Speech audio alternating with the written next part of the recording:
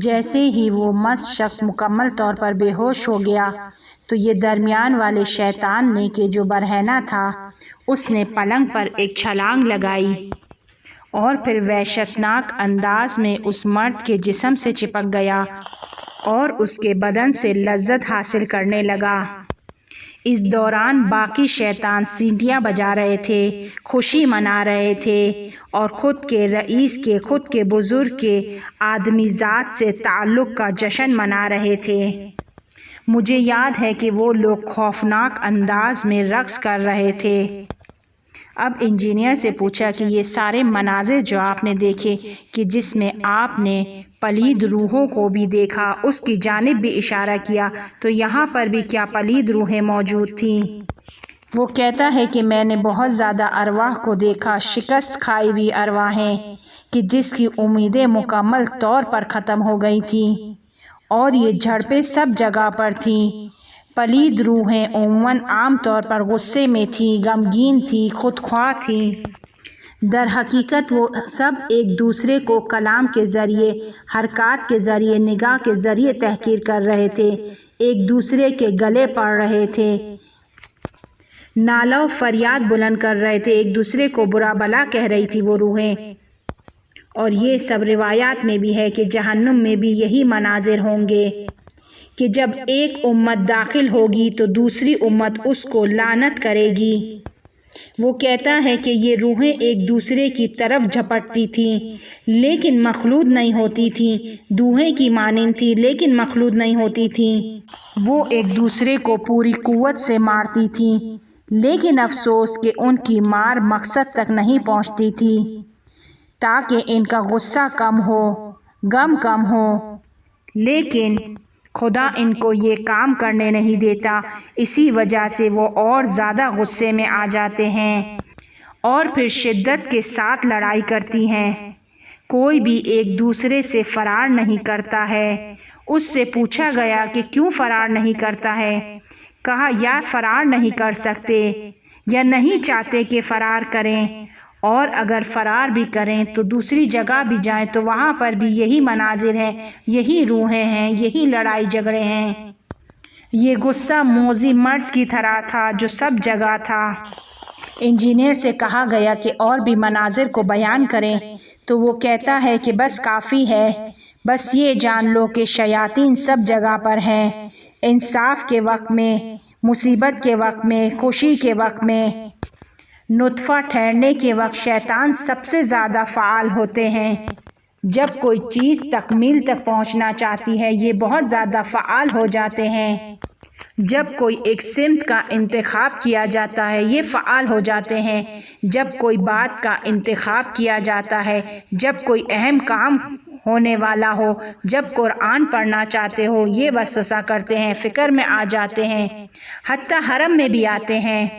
بعض کا کہنا ہے کہ گھر میں ہماری حالت اچھی ہے لیکن جب حرم جاتے ہیں تو ہمیں بہت زیادہ ذہن میں شک و شبہات آتے ہیں کیونکہ آپ سے نور نے وصل ہونا ہے اور وہ نہیں چاہتے کہ نور آپ سے وصل ہو جائے، وسوسہ کرتے ہیں، کہیں بھی جان نہیں چھوڑتے۔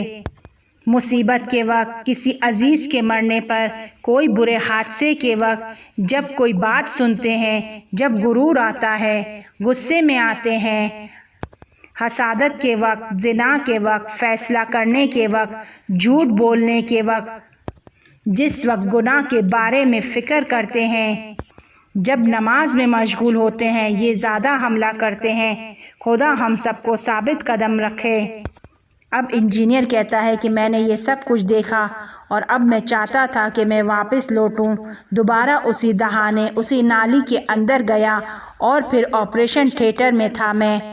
میں نے روحانی آواز سے بہت ساری باتیں کی کہ میں سب کچھ بھول چکا ہوں، صرف آخری کا مجھے یاد ہے کہ روحانی آواز نے مجھ سے کہا کہ جلدی کرو اور اپنے بدن میں جاؤ۔ تو میں نے کہا کہ اس سے پہلے کہ میں اپنے بدن میں جاؤں میں چاہتا ہوں کہ روح کے قبض ہونے کو دیکھوں کہ انسان کی روح کس طرح قبض ہوتی ہے۔ روحانی آواز نے کہا کہ ہر ایک کی موت کے وقت حالت فرق کرتی ہے اس کا تعلق دنیا میں اس نے کیسی زندگی گزاری اس سے ہے۔ روحانی آواز نے کہا کہ اس وقت ہاسپٹل میں ایک شخص مر رہا ہے۔ اب انجینئر کہتا ہے کہ میں اسپتال کے ایک کمرے میں حاضر تھا تاکہ اس روح کے قبض ہونے کو دیکھوں۔ ایک 40 سال کا شخص تھا، لیٹا ہوا تھا اور 2 مریض اور بھی اس کے کمرے میں تھے، وہ دونوں سوئے ہوئے تھے۔ یہ 40 سال کا شخص شدت کے ساتھ درد میں مبتلا تھا، اسے انتہائی درد ہو رہا تھا، وہ مر رہا تھا اور موت کا خوف اس کے چہرے پر نمایاں تھا۔ معلوم ہو رہا تھا کہ اعلیٰ درجے کا مومن نہیں ہے، معمولی مومن ہے، موت سے خوف زدہ ہے کہ اچانک ایک شخص کے جس کے چہرے پر سفید نقاب لگا ہوا تھا کمرے میں داخل ہوتا ہے۔ انجینئر کہتا ہے کہ وہ حیرت میں مبتلا کرنے کی حد تک خوبصورت تھا۔ خوبصورت چہرے والا شخص اس 40 سالہ شخص کی جانب گیا، اس کے سیدھے کندھے کے قریب رکا، اس پر جھکا اور اس سے پوچھا کہ کیا بہت درد ہو رہا ہے؟ 40 سالہ شخص نے اپنے منہ سے کوئی جواب نہیں دیا، صرف پلکوں کو دبایا۔ سفید نقاب والے شخص نے اس سے کہا کہ پریشان نہ ہو، بہت جلدی تمہارا درد ختم ہو جائے گا، اور پھر اس نے اپنا چہرہ پیچھے کی جانب کیا۔ میں متوجہ ہوا کہ ایک اور شخص کمرے میں داخل ہوا ہے، بے انتہا اعلیٰ درجے کا خوبصورت شخص تھا، انسان کی روح اور روان کو تسخیر کر رہا تھا۔ اس نے انتہائی مہربانی اور اخلاق کے ساتھ بیمار شخص سے کہا، تمہیں دردوں سے نجات دوں، اور پھر خود کے ہاتھوں کو مرد کے پاؤں پر پھیرا اور پھر اس کو آہستہ آہستہ پیٹ، سینے اور گردن کی جانب لایا۔ اگر یاد ہو کہ بیان کیا تھا کہ روح پاؤں کے انگوٹھے سے قبض ہونا شروع ہوتی ہے، اور جب روح دوبارہ بدن میں داخل ہونا چاہتی ہے تب بھی وہ پاؤں کے انگوٹھے سے داخل ہوتی ہے، اور وہ اس وجہ سے ہے کہ خدا کہتا ہے ابھی بھی مہلت دے رہا ہوں، توبہ کر لو، دیکھ لو کہ روح قبض ہو رہی ہے، ابھی گردن اور سینے اور ذہن تک نہیں پہنچی ہے، حلق تک پہنچے گی تو فرصت ختم ہو جائے گی۔ جیسے ہی اس انتہائی خوبصورت شخص کے ہاتھ اس کے سینے تک، گردن تک پہنچے تو اس شخص نے اس مریض سے پوچھا، کیا اب تمہیں درد محسوس ہو رہا ہے؟ اس شخص نے اپنی ابروؤں کو اوپر کی جانب کیا کہ نہیں۔ انتہائی خوبصورت شخص نے اس مریض شخص سے کہا کہ اوپر کی جانب دیکھو، گردن تک پہنچا اور کہا کہ اوپر کی جانب دیکھو، بہت ہی خوبصورت۔ 40 سالہ شخص نے اوپر کی جانب نگاہ کی، اس کی آنکھیں خوشی سے چمکنے لگی۔ وہ خوبصورت شخص کہنے لگا کہ یہ وہ جگہ ہے کہ جہاں قیامت تک رہو گے۔ برزخی جنت کو دکھایا اور کہا کہ وہ جو افراد ہیں وہ اولیاء خدا ہے۔ کیا اس بات کو پسند کرتے ہو کہ جس جگہ اولیاء خدا ہو وہاں پر زندگی کرو؟ اور وہ 40 سالہ شخص مسکرایا اور اس کی مسکراہٹ میں مکمل رضایت شامل تھی، اور اس کے بعد اس شخص نے اپنے ہاتھوں کو اس کے چہرے پر پھیرا۔ اسی لمحے اس مرد کی روح اس کے جسم سے خارج ہوئی۔ میں نے دیکھا کہ اس کی روح جسم سے جدا ہوئی اور کمرے کی چھت سے باہر نکل گئی، اس حال میں کہ وہ اپنی جگہ سے راضی ہو گیا تھا۔ روحانی آواز نے مجھ سے کہا، جانتے ہو وہ 2 افراد کون تھے؟ پہلا شخص اس کے اعمال کی ملکوتی شکل تھی، اور دوسرا شخص موت کا فرشتہ تھا، ملک الموت تھا۔ روایات میں ہے کہ مرتے وقت 3 چہرے، 3 ملکوتی چہرے ہر ایک کے لیے ظاہر ہوں گے، مال کا چہرہ، اولاد کا چہرہ اور اعمال کی صورت۔ ملکوتی چہرے کی صورت میں آئیں گے، مال آئے گا اور کہے گا کہ میں یہاں تک تمہارے ساتھ تھا اور اب صرف کفن دے سکتا ہوں تمہیں۔ اس کی اولاد کی ملکوتی صورت آئے گی، چاہے جتنے بھی بچے ہوں، ایک ملکوتی چہرے میں آئیں گے اور اس سے کہیں گے کہ ہم صرف قبرستان تک آپ کے ساتھ ہیں، اور وہ تیسری ملکوتی شکل کہ جس کی طرف مرنے والا توجہ نہیں کرے گا اور اس سے پوچھے گا کہ تم کون ہو، مجھ سے کیا چاہتے ہو، تو وہ کہے گا کہ میں تمہارے اعمال ہوں اور ہمیشہ آخر تک تمہارے ساتھ رہوں گا۔ اور انسان عام طور پر پہلے دو کو دوست رکھتا ہے، مال اور اولاد کو، لیکن اعمال کی طرف بے توجہ ہوتا ہے۔ جس قدر انسان کے اعمال اور اس کا درجہ بالا ہوگا، اس کے مرنے کا انداز اتنا ہی دلچسپ تر ہوگا، لذت بخش تر ہوگا۔